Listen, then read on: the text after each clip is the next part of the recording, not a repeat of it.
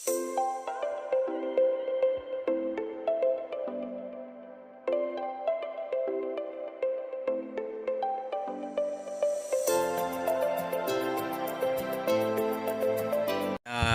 Diaz here, and today we are going to learn about the history of our municipality and the tourist spots and its history here in Eastern Visayas. Hey guys, we're going to City Hall first, then San Juanico Bridge, and then second is Santo Nino Shrine, then MacArthur Park.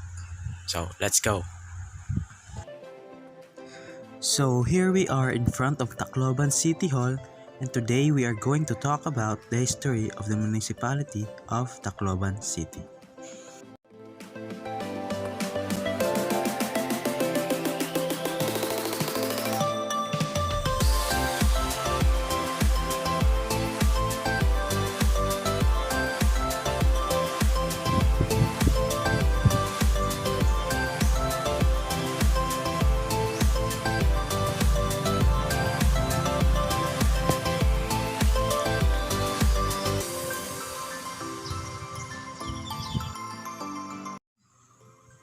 Tacloban is the economic center of Eastern Visayas region, with an economy largely focused on commerce, tourism, education, culture, and government in the region.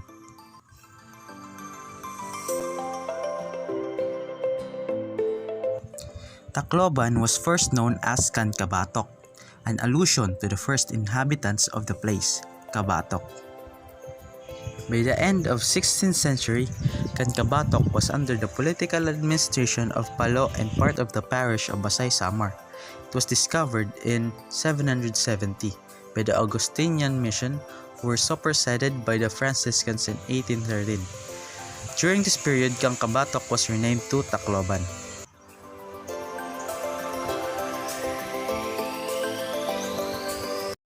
So let's head for our second tourist spot, the Santo Nino Shrine.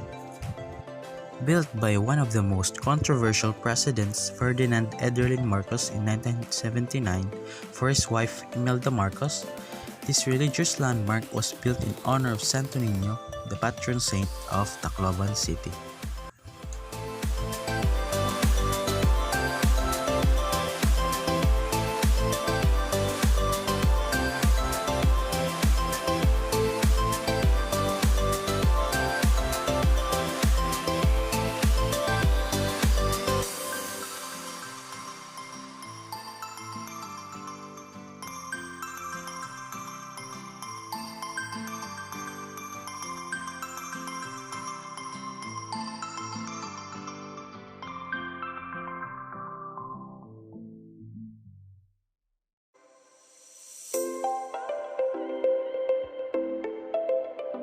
So here we are in another tourist spot known in the whole Leyte region, Tacloban City's very own Santo Nino Shrine.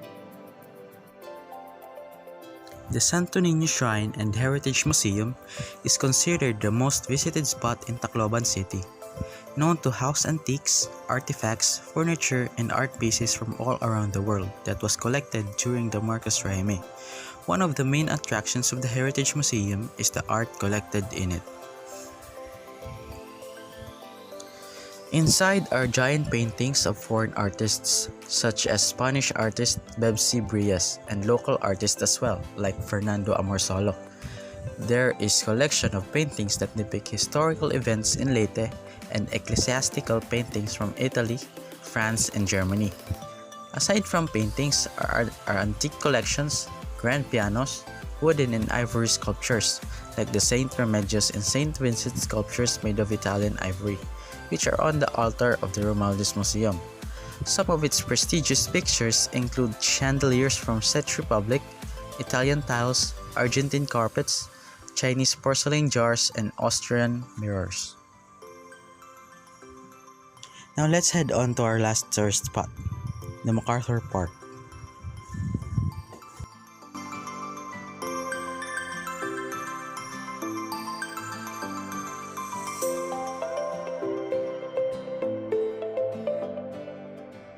So here we are in our last tourist spot, here in a historically well-known Palos' very own MacArthur Park.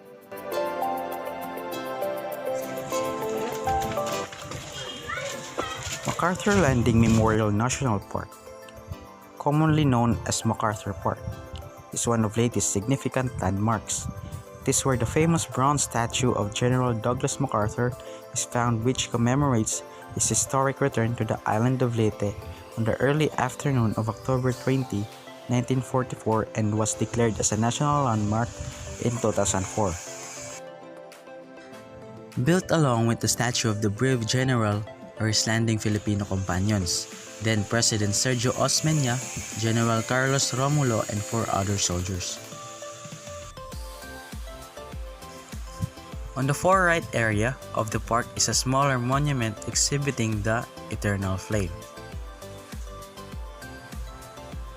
Surrounding the structure are plaques in memoriam of the Great War and the lives lost during the war, from Great Britain to Thailand to Australia.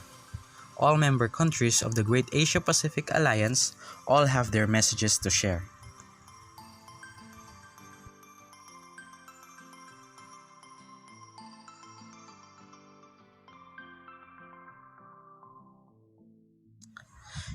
Inscribed on a marble wall in front of the bronze statues is General MacArthur's promise to return, which have been kept in the heart of all Leyteños. Indeed, a well-preserved promise that while it has already been fulfilled, it continues to give hope to the present generation. Now let's move on to San Juanico Bridge.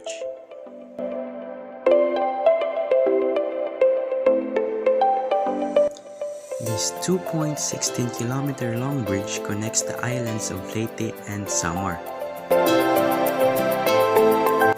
The 4-year construction of San Juanico Bridge started in 1969 and costs $21.9 million. So tonight we are heading to San Juanico Bridge. This will probably be in the last part of the video. So as you can see, we are here in San Juanico Bridge. Take a look.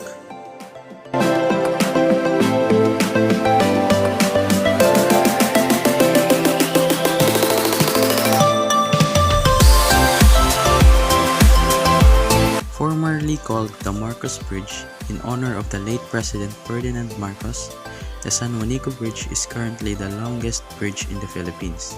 It is also said to be a gift of the late President to his wife, who was a resident of Tacloban City during her youth.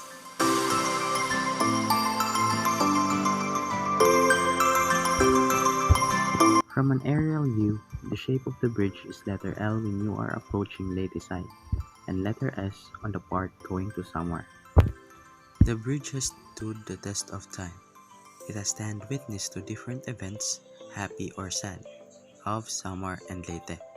The bridge was even operational during and after the wrath of Super Typhoon Yolanda, internationally known as Haiyan, last November 2013. It remains tough and sturdy despite the damages it acquired.